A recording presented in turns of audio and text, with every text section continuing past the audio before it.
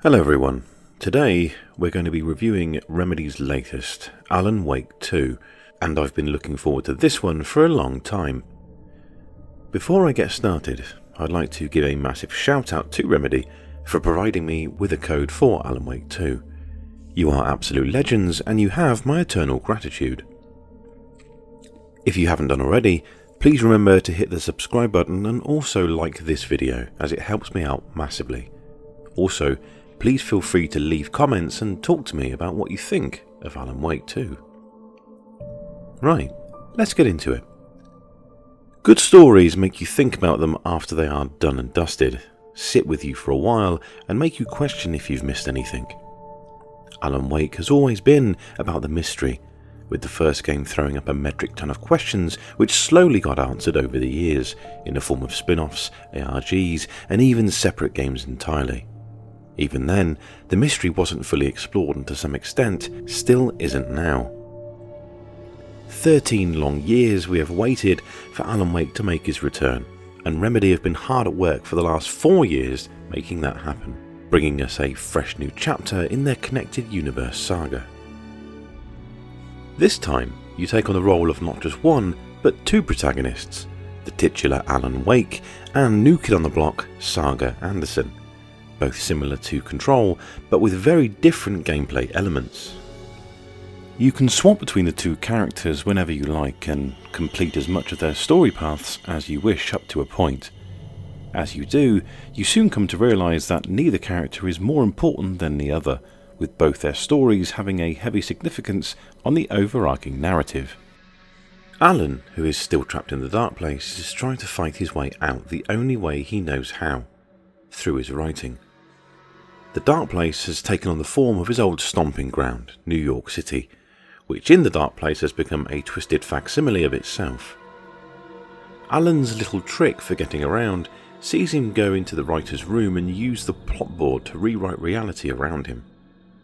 While walking around dark New York, certain areas become scene settings, which then plot points can be used to change those scenes, opening up new areas to explore. New plot points are discovered through finding echoes which give Alan visions to drive his story forward. I found this mechanic to be a very smart way of investing you in the story, by making you shape it on command. Yes, there is only one route forward essentially, but that doesn't mean you cannot experiment, trying different plot points on different scenes in the same area, discovering extra narrative you may have missed. Alan can also affect his surroundings with his angel lamp, capturing light from various sources and placing them elsewhere to open new areas for exploration. The real technical marvel here is how fluid these changes are. Like, there's no loading whatsoever. It's instantaneous and quite frankly impressive. I feel this mechanic really puts you in the shoes of Alan the writer, finally getting a taste of what it's like to actually, well, write. On the flip side, you have Saga, an FBI agent called to Bright Falls to investigate a string of ritualistic murders, and after a short time, getting drawn into the madness. Playing as Saga really felt like you are in the boots of an FBI agent. Not that I'd actually know what that's like, of course. At any point, Saga can visit her mind place, which is her own version of the mind palace technique taught in psychology. In her mind place, Saga is able to see all the information available to her, maps, manuscripts, weapon upgrades, but more importantly, her case board. This could be seen as just an interactive menu system, but I happen to think it's a really smart idea, and it almost forces you to engage with the source material and pay more attention to the inner workings of the plot, and that plot needs understanding. Anyway, clues picked up as you explore are used on the case board to advance the story. You'll start off with the main case and slowly pin clues to the board, making threads and deductions, pushing the story forward. Like Alan's ability to rewrite reality, there is only one true path forward, but the way it's executed, the experience and discovery that goes with it is excellent and very satisfying. Saga also has unique intuition, which is showcased in the ability to profile people in her mind place that she has met, asking them questions and making deductions off the answers. You really do feel like a detective in the truest sense. Combat-wise, both characters are functionally the same. Enemies come at you shrouded in that famous darkness which is burnt away with sources of light, mainly your trusty flashlight. Once removed, you are free to open fire to your heart's content. On both sides, the enemies always present a threat. With Saga, everything is an immediate and present danger. If you are hearing things, you are likely to be attacked shortly. In the dark place, the streets are littered with shadows, constantly whispering to Alan, putting you on edge. These apparitions might not even attack you, meaning if you see a crowd, you'll likely spend a lot of time slowly creeping past them, which is what I found myself doing a lot. 4 could be standing there and one of them will suddenly rush towards you while others just fade away. It's so smart and creates some real tension. One of the less loved aspects of the original Alan Wake was its combat, so it's nice to see improvements have been made to better the experience. Combat in general has weight. Every gunshot can be felt and heard, with the impact of each bullet feeling meaty. Dodging is also back, helping you avoid attacks and getting you some cool slow-mo, if timed correctly. And the overall combat no longer feels clunky. Remedy has had many years and games to work out the kinks, and it shows here, with Alan Wake 2 being the culmination of their efforts. Please don't take what I've said about the combat to mean this is an action game. This is very much survival horror. Resources are scarce, and a lot of the time I was wandering around certain areas on edge, the darkness truly hiding what's around every corner, and for the first time in years, jump scares actually got me. Some may be enemies that appear out of nowhere, or flashes on screen of apparitions. Even when I expected it, I still yelled at the screen when I got caught by one. It was good stuff, and I smiled afterwards every time. You got me. Again. God damn it. Both Bright Falls and The Dark Place are dripping with atmosphere in its settings and characters. I really got some Silent Hill vibes from Alan Wake 2. Walking around dark hotels and other areas I won't mention here gave me some proper nostalgia of what it was like to feel uncomfortable while I played a true survival horror. Day or night, Bright Falls feels fantastic to explore. There are people aplenty to talk to and things to discover. I feel like I barely scratched the surface during my first run, but given more time, I can't wait to go back and see what I missed and explore more of the wilderness of the surrounding area. There's a lot to see and do, with smaller side cases and puzzles to solve. One thing that also struck me is that Alan Wake doesn't hold your hand while you play. No marker will appear on screen telling you where to go or the best way to get there.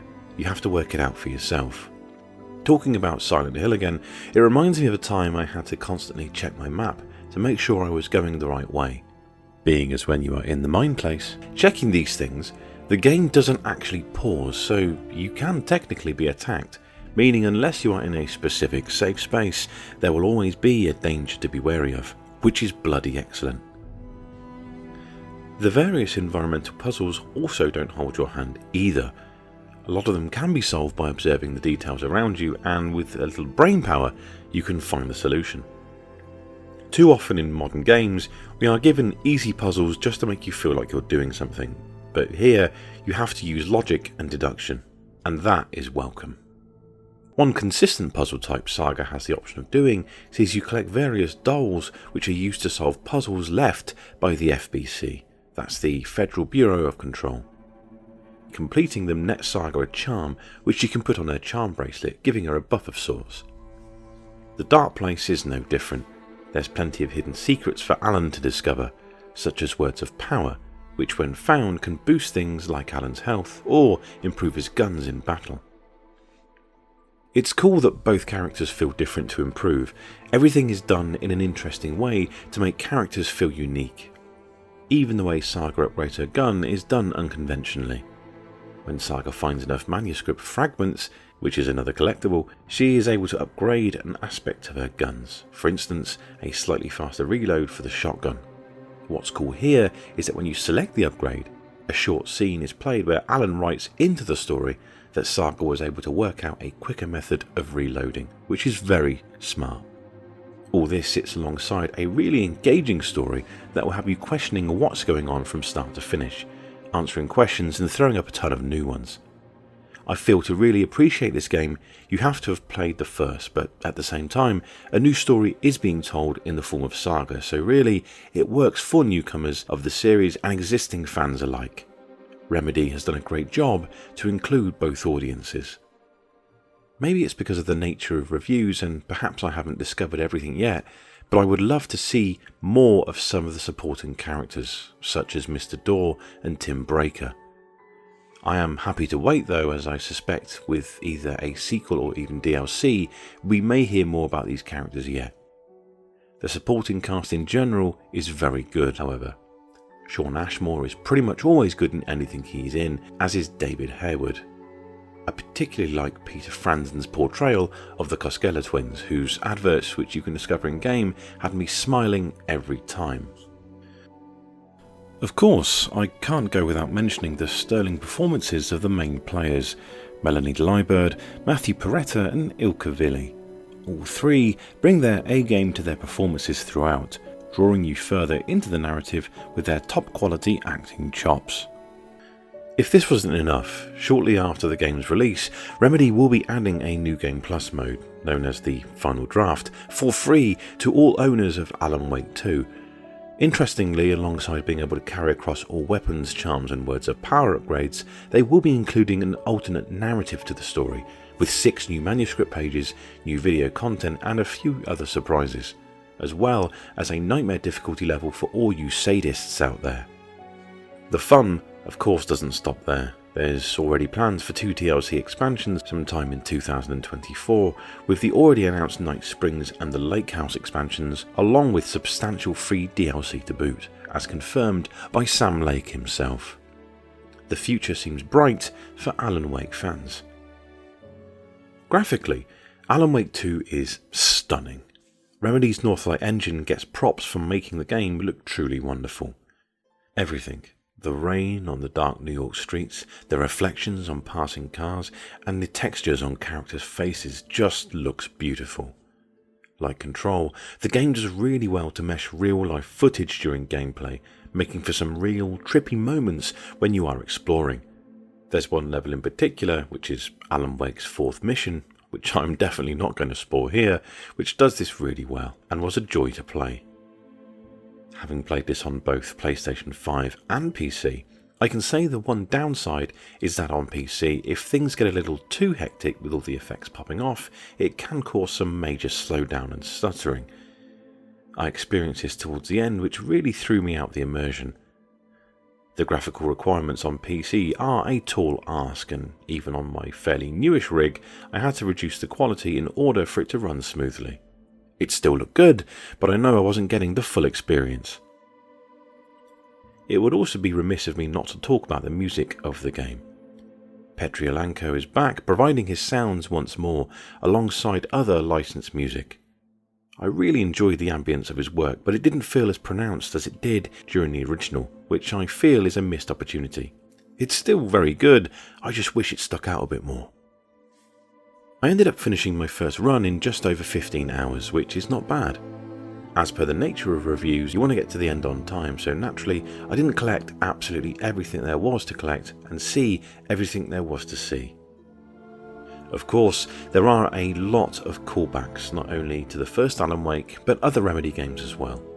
Once again, I won't spoil anything here, but it would seem players are going to be picking apart and discovering stuff in Alan Wake 2 for a long time, and I can't wait to see what people discover.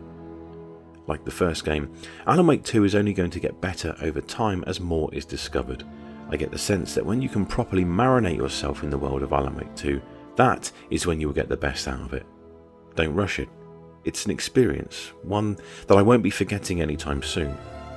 The lead up to the end had some interesting choices in direction, which felt more artistic in execution. It wasn't a typical finale, and I was okay with it. The regular formula for most games is do the final big boss and win the game. Here's your happy ending. Not here though. Remedy are trying to tell a story, and what a story they have told. I have so many questions, I said to myself as the credits rolled on Alan Wake 2. I thought I knew everything there was to know about Alan Wake and was ready to fly into the game having all the answers. I couldn't have been more wrong. Remedy have thrown some proper curveballs in and possibly retconned some stuff? Again, I can't say anything here and will save it for a future video, but there are some plot points that were essentially missing. Now, I'm also in the mind that with the nature of the game, this could be intentional, so we just have to wait and see. But the very fact I am asking these questions and want to explore more tells me that Remedy has done their job. It's made something that people are going to remember, ask lots of questions about, and more importantly, excite them for the future. We already know about the Remedy connected universe, and it's been advertised as such, that there is an FBC agent in Alan Wake 2, as well as an appearance from our beloved Ahti, meaning the musings of Control 2 can only lead to good things. I, for one, can't wait to see where it all leads. The narrative is an important part of the Alan Wake 2 experience and should be embraced in equal measure to its survival horror side. Both halves, like its protagonists, make up this compelling story which is going to mess with your head, scare the hell out of you, and make you smile about it afterwards. Well done, Remedy, you beautiful, eccentric geniuses. Well, thank you everyone for watching my review of Alan Wake 2. I'd really like to know what you think of this video and the game as well, so when you get a chance to play it, please let me know in the comments. As always, I'd like to give a massive shout out to my Patreons for your support. You are all absolutely amazing. Thank you so much from the bottom of my heart. If you like what you've watched today, please don't forget to hit the subscribe button and also like this video. As always, I'd like to take this opportunity to thank everyone who's been watching Deep Dives, everyone that's subbed to the channel, and also a big thank you for all your support, comments and general feedback. You are all fantastic. Please keep the comments and feedback coming. If you want to keep up to date with what I'm up to, please follow me on Twitter at DonPedroX for regular updates on upcoming videos and other thoughts from my brain. If you like what I do and fancy supporting me, I have a Patreon. I'd like to do these videos more often, so any support you can give would be amazing. Right, see you next time.